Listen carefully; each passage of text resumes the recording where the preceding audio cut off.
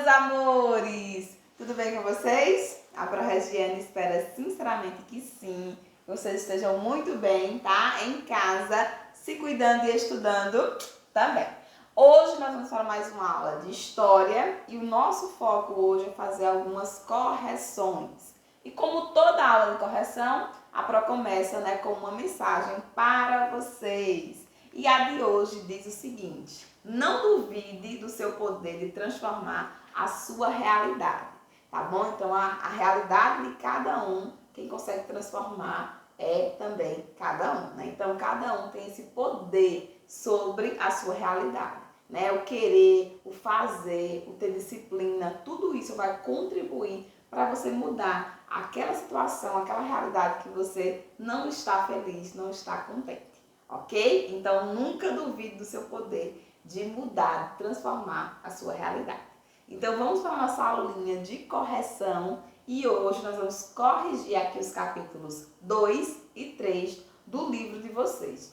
Todas as atividades que a Pro solicitou, eu vou corrigir agora, tá bom? Então, fiquem atentos. Como são capítulos mais curtinhos, dá para vocês fazerem a correção aí de uma forma muito tranquila.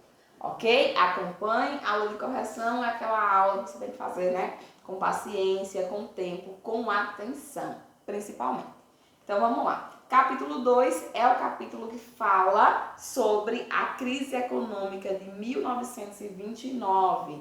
Nós trabalhamos, vocês conseguiram aí, pegar as principais informações, e o porquê da gente trabalhar essa crise como sendo uma crise principal aqui do sistema capitalista, não é isso? E as primeiras questões, a primeira questão aí tá na página 42, tá? Do livro de vocês.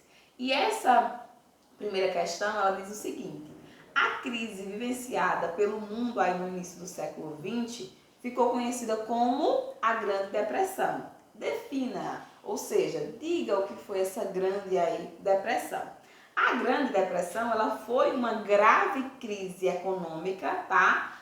Que o mundo vivenciou, que o mundo inteiro passou, começando nos Estados Unidos, mas que acaba aí passando e chegando a todos os pontos aí do planeta nesse momento, principalmente os que estavam envolvidos aí no sistema capitalista, forte de fato, que acontece aí entre os anos de 1920 até 1930, tendo seu ápice em 1929, tá bom? Com aí a quebra da Bolsa, de Nova York.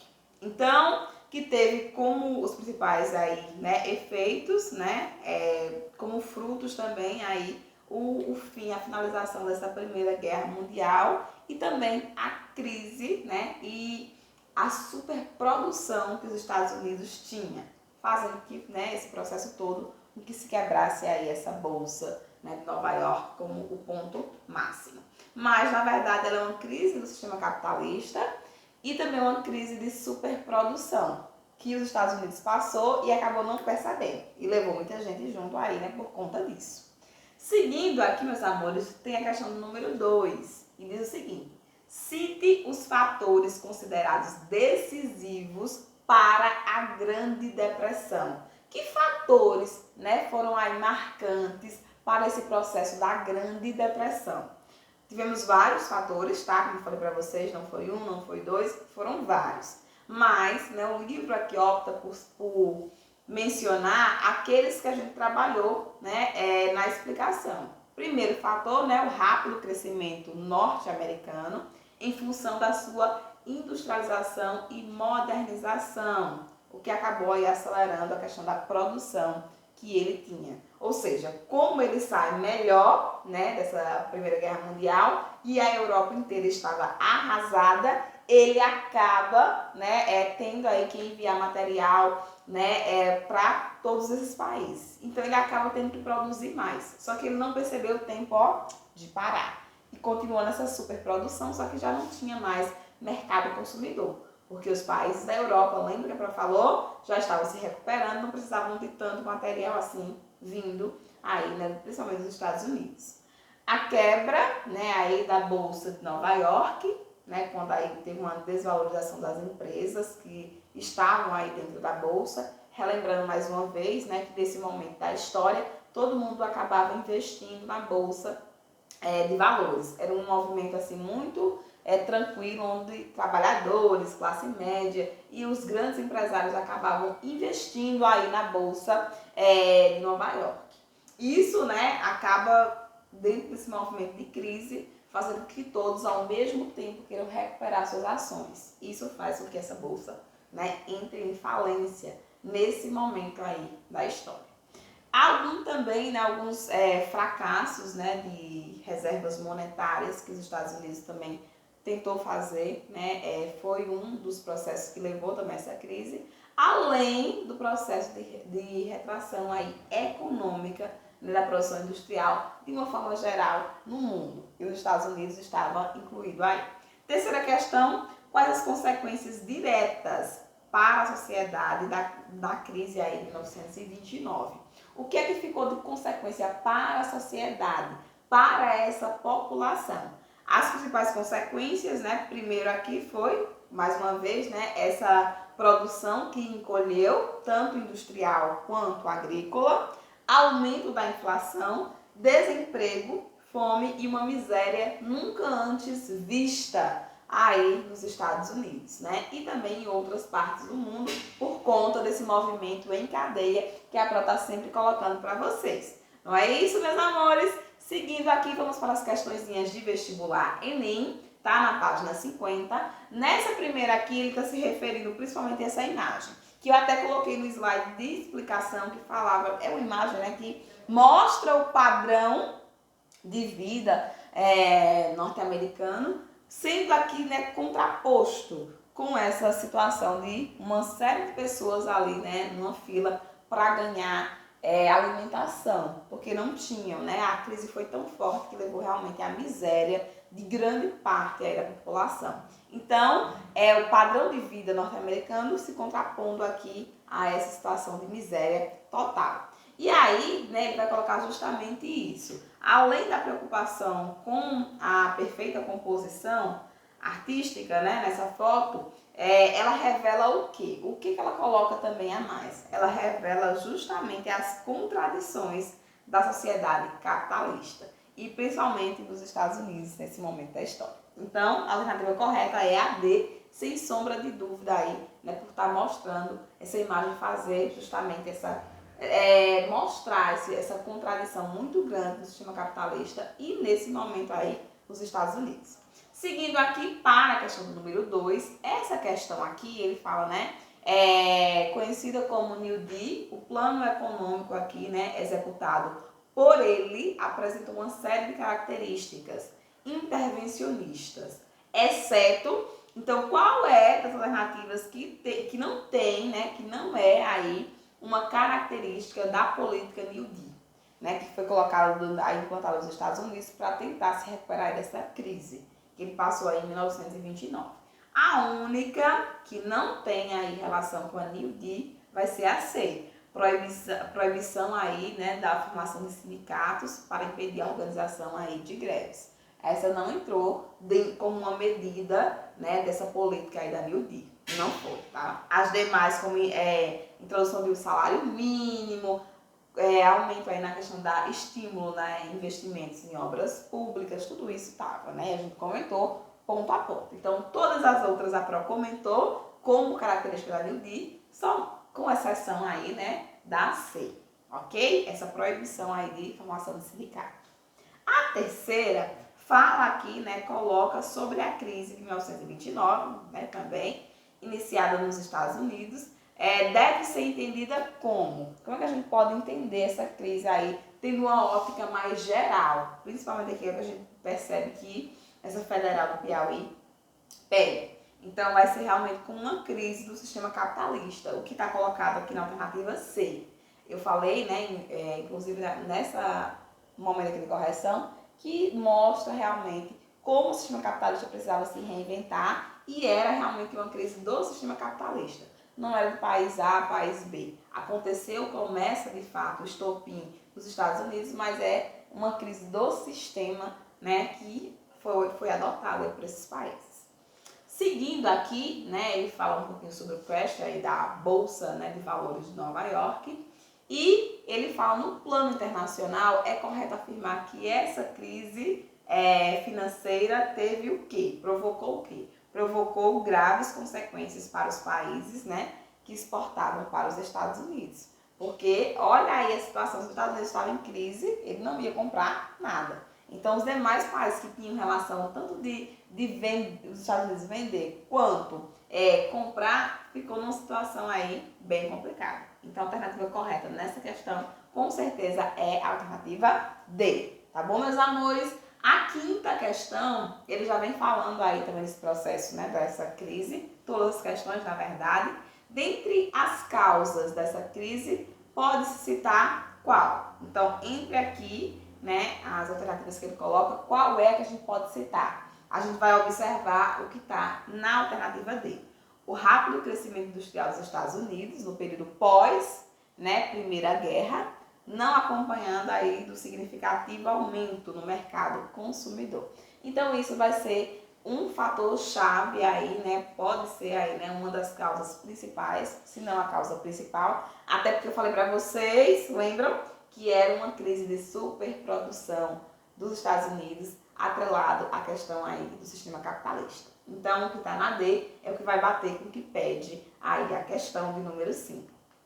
Vamos para a questão número 6. Aqui ele continua falando sobre essa queda, né, rápida, essa quebra, na verdade, essa bolsa de valores. E ele fala assim, foram causas dessa crise econômica o quê? Mais uma vez, né, bem parecida com a questão anterior, a questão número 5, a superprodução agrícola e industrial, principalmente dos Estados Unidos, mas também de outros países, diminuição dos níveis de exportação e a queda aí nos preços de mercado interno.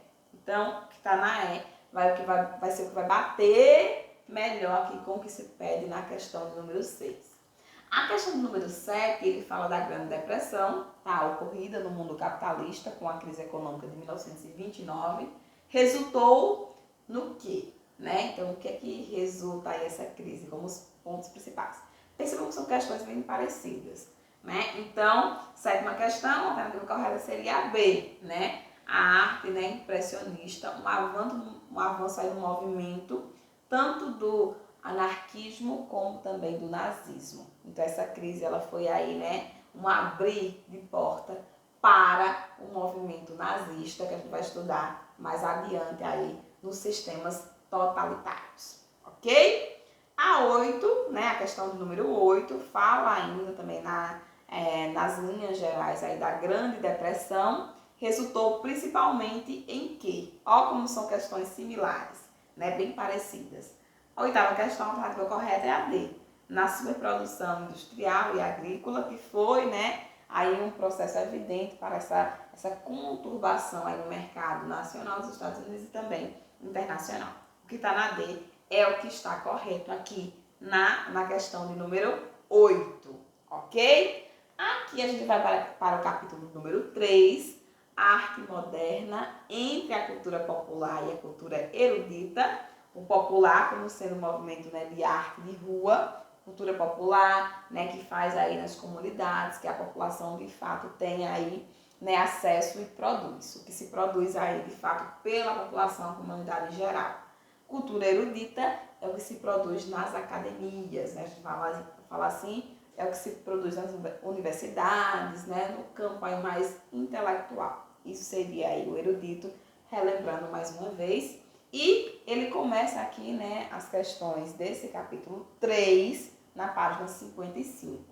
E aqui ele vai, né, falar um pouquinho sobre os signos sociais. E aí ele quer que você fale sobre os signos, né, de identidade e o de cortesia. Né? Como é uma pergunta pessoal, eu só vou relembrar aqui para vocês o que são aí os signos de identidade. Os signos de identidade são signos que vão representar uma determinada população. Bandeira do Brasil, vamos colocar aqui, é um signo de identidade, porque representa, né, a identidade de uma nação, de um grupo aí. Então, a bandeira, um brasão, entra aí nos signos de identidade. E o de cortesia? Isso está mostrando a questão do comportamento humano, tá bom? Ou seja, o tom de voz ao falar tem a ver com a educação, tá? É o nível de educação que as pessoas daquele grupo ali têm. tá bom? Então, isso entraria nos signos aí de cortesia. Então, o que ele quer, a partir da sua, né, tabela, do seu pensamento, né, comparem aí com o processo que os colegas colocou, né, para a gente poder responder aqui. Mas o que ele queria é que você citasse aí o que são esses signos de identidade e os de cortesia no seu ponto de vista. Então, é uma questão bem pessoal, vamos colocar assim. A questão número 2 fala um pouquinho da fotografia, né, com uma linguagem artística muito usada aí no marketing, né? A partir dos seus estudos, né, responda. As fotos em propaganda são, né, ligadas ao processo aí de emulações ou simulações da realidade. Também é uma pergunta pessoal. Você acha que está mais ligado a uma simulação da realidade ou uma emulação dessa realidade? Então, cada um vai ter o seu pensamento. Por isso, é também aí uma resposta pessoal, tá bom? Que você que vai se colocar. Seguindo aqui, ele fala sobre o handmade, né? Que é aí um processo também, né? O handmade como um processo artístico, né? Ou seja, já pronto, significa isso. E aí ele fala, dessa maneira o artista tem muito pouco controle sobre o resultado final. Faça uma pesquisa, né, que explique como o handmade se aproxima da escola vanguardista dadaísta. Então, o dadaísta é aquela escola vanguardista, né, que brinca, de fato, com os objetos, né? Ou seja, brincar com a arte e o objeto. Pegar objetos, né, que já estejam prontos e transformar eles a partir do conceito em arte, né? Então, significa, né, você ter ali algum objeto e você colocar no museu como obra de arte. Desde que você criasse o conceito para explicar por que ele poderia ser visto como arte. O conceito de handmade é basicamente a mesma coisa, né? O já pronto, pegar também esses objetos prontos e levar para a ótica da arte.